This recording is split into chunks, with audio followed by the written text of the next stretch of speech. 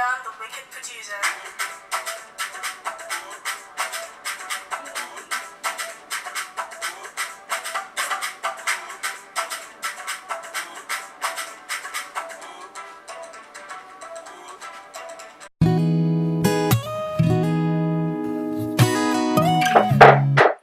Hi guys, welcome back to Mo's Lifestyle, and if this is your first time, you're most welcome, and I hope at the end of this video you decide to watch more videos, you decide to subscribe, you decide to like and share with your friends and your family.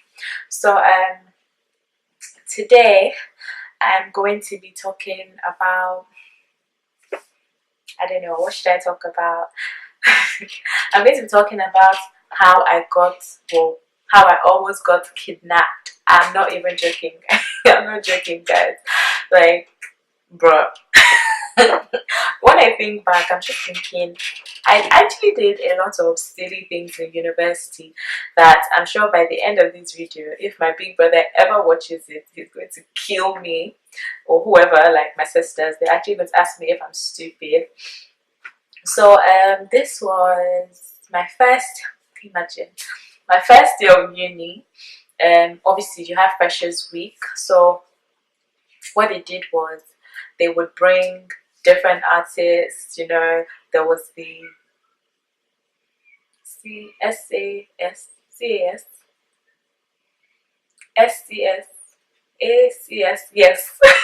There was the ACS, so the African Society.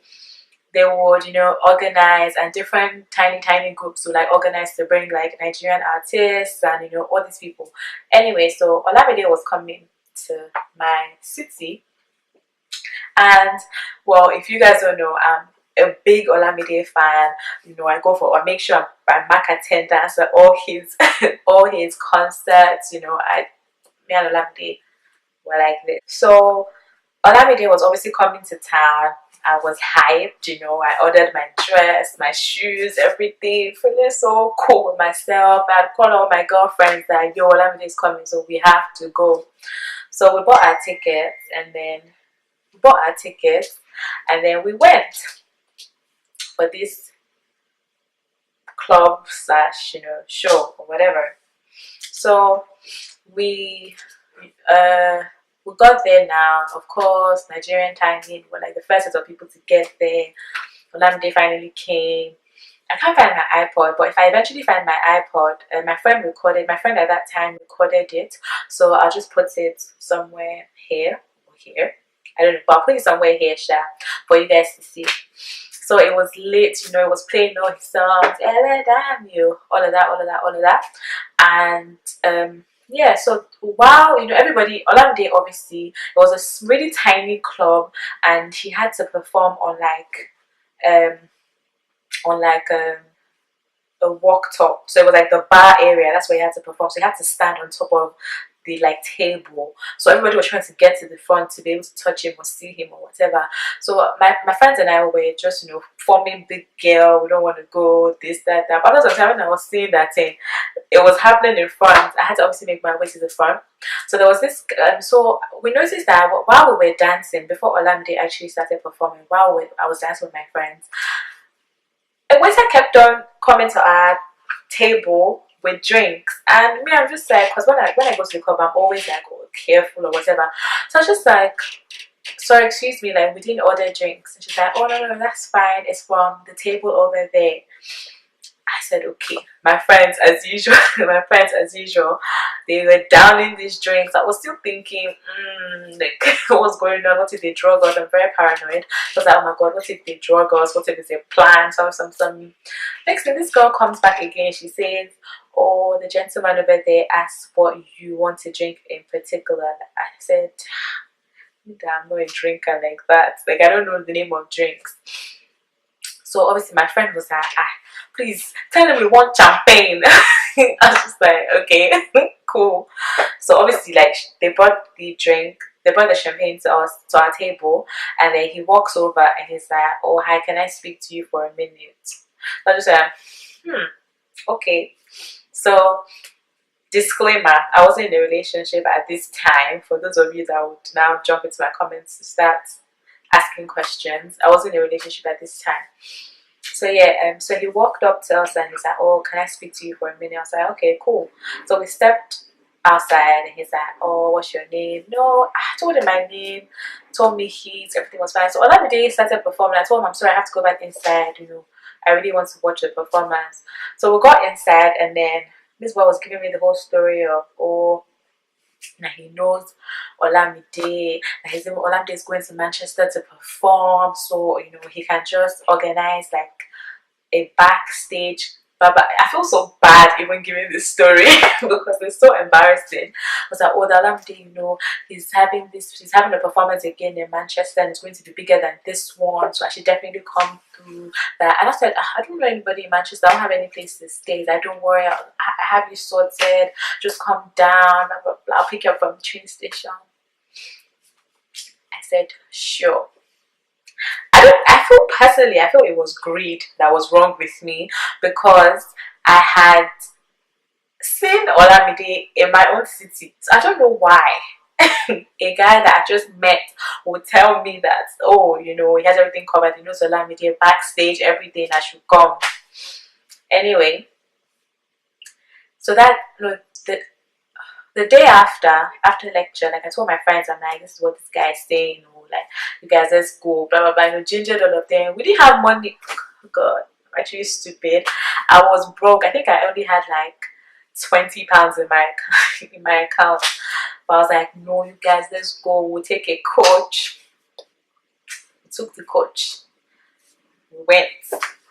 No. We took the coach. We went to Manchester. It was at night. So we got to Manchester. The plan was get to Manchester the night of the performance, attend the show, then obviously in our heads, so we thought the show would obviously end 4:35, then catch the next bus back to our city, so we don't have to like sleep anywhere just in case the guy doesn't come through with a hotel room or whatever.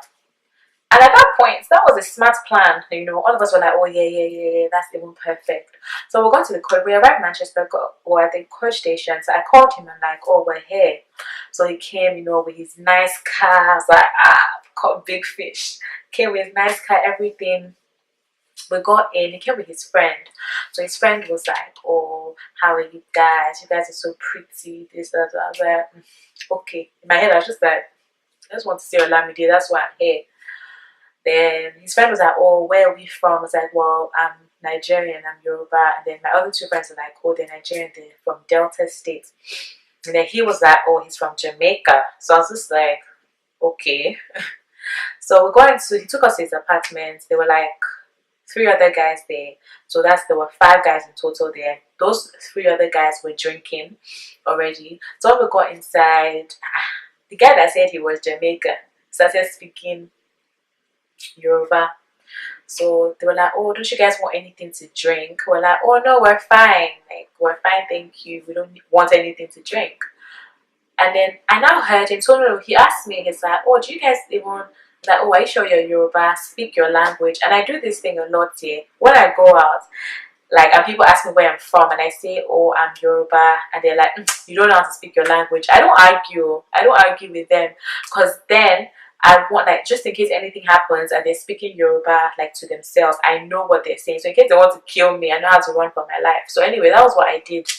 So I said, oh, that we all said, oh, we're fine, we didn't want any drinks. Next thing, 2 of the other guys were like, or more, these girls have to drink this thing, we don't open up, something. They said it in Yoruba. Obviously, my 2 other friends, I know Yoruba.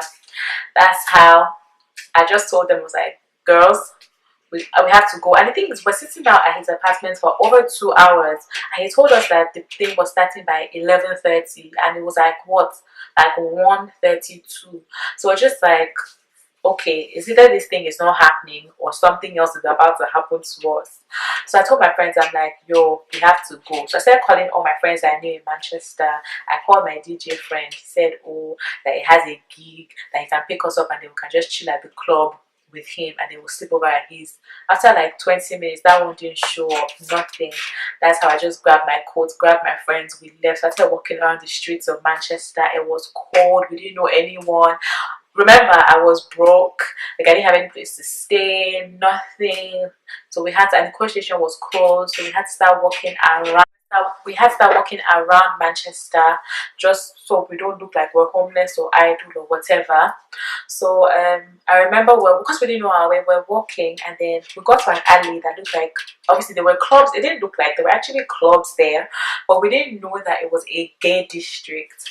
We just noticed that girls were, I was walking, and then a girl just came and smacked my bum. I'm thinking, like, okay, why are you smacking my bum?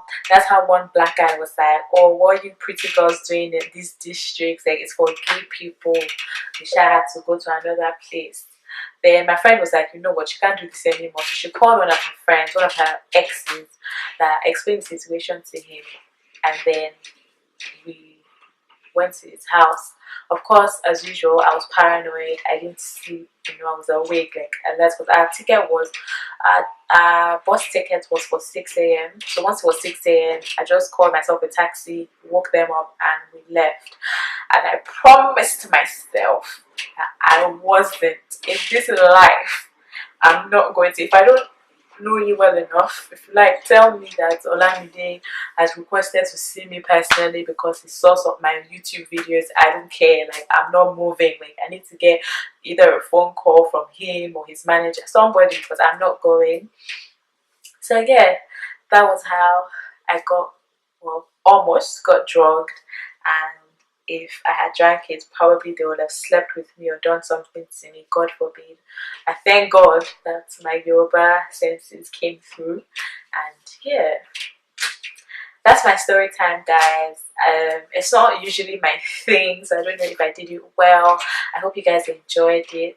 And if you want more of story times, let me know in the comment below. And please like, share, and subscribe. And I'll see you in my next video. Bye.